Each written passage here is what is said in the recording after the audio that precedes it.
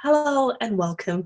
For many work from home parents or stay at home parents, or for those who already work from home, we're starting to realize that being productive is not that easy. So, in today's video, I'm going to share with you 10 work at home tips that you can start implementing today to ensure your success. If you're returning, welcome back. And if you're new here, a very warm welcome to you. A study done in 2015 by Harvard Review found that those working from home were more productive by 13% due to the following factors: a reduction in the number of sick days and toilet breaks taken during a shift. Some also reported that working in a quieter condition helped them to feel calm and less exhausted. Which brings me to my first work at home productivity tip: create your own home office. Create a home office if you have a designated room or a spare room that allows you to do this. A poor office setup can lead to all sorts of pains in your neck, your back, and your spine, which can impact your productivity levels. So you want to invest in a good desk that will allow you to work comfortably, either sitting or standing. You also want a desk that will fit all your tools nicely, but also leaves enough room for a workspace. I would suggest changing up your positions from sitting to standing throughout the day, as this will help to increase your energy levels by 10 to 20%. Also, invest in a good chair, a chair that promotes a healthy position for your neck, your back, and your spine. It doesn't have to be expensive. You can get something for a reasonable price from, say, Groupon. You want to make sure that it's functional. You also want to breathe some natural air and get some natural sunlight. This will help to reduce the amount of headaches that you get throughout the day and eye strain from being sat at your computer desk for long periods of time. If you're not able to achieve this from your home office, then I would suggest going outside for some fresh air several times throughout the day, as the same scenery can get quite boring.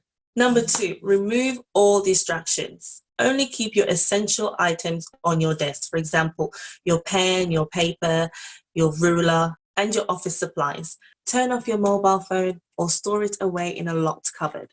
If you can't do that, then I suggest switching off all notifications to social media. Eliminating your phone will remove a huge chunk of your distractions, which leads me into tip number 3. Stay connected. It's very easy to become isolated when working from home, especially when you turn off all distractions.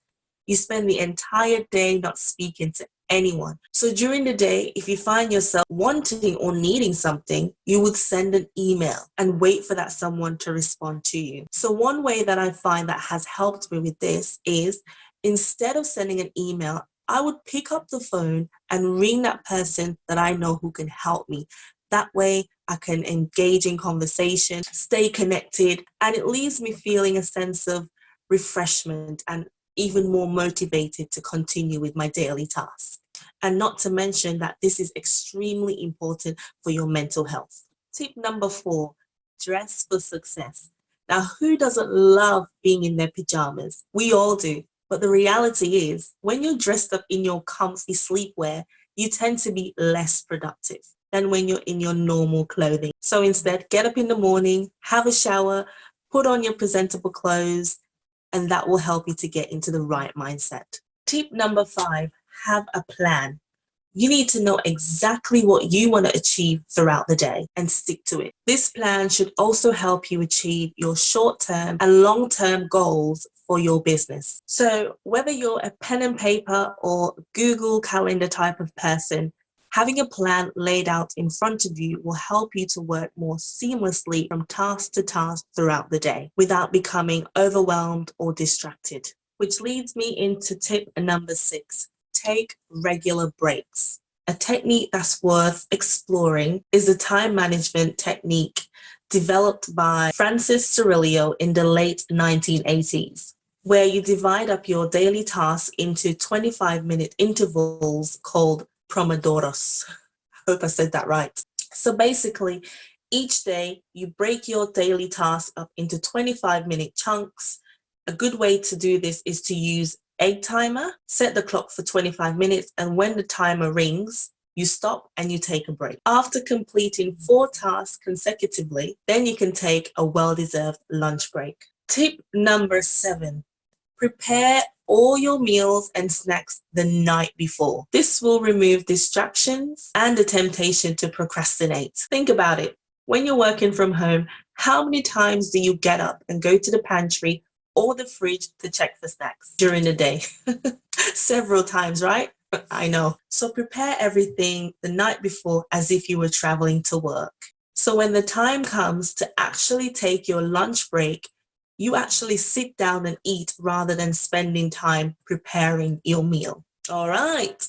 Number 8, avoid cabin fever. Yes, I said it. You will be surprised how quickly you will start missing your daily commute to and from work each day. So to avoid this, go out for a walk or go into your back garden and sit there for an hour or even do some gardening. If daily exercise is part of your morning routine and you normally go to the gym, you could replace the gym with outdoor exercise classes instead, because all that fresh air does wonders for your stress levels. If you're enjoying this video, go ahead and leave a comment, like, and subscribe to the channel. Coming in at number 9, work when you're most productive. When you're trying to juggle parenthood and other obligations in your life, it can be very challenging to set regular working hours. So my advice is to work when you can. There's no rule book to say that you have to work 9 to 5 each day, unless you're working for someone who stipulates that you need to sign in at 9 o'clock and they're constantly watching you. But as a general rule, find a schedule that works for you. This could be early in the morning before the kids wake up, or during the day when the kids are having their nap, or in the evening when the kids have all gone to bed. And my final work at home productivity tip for you is self-care.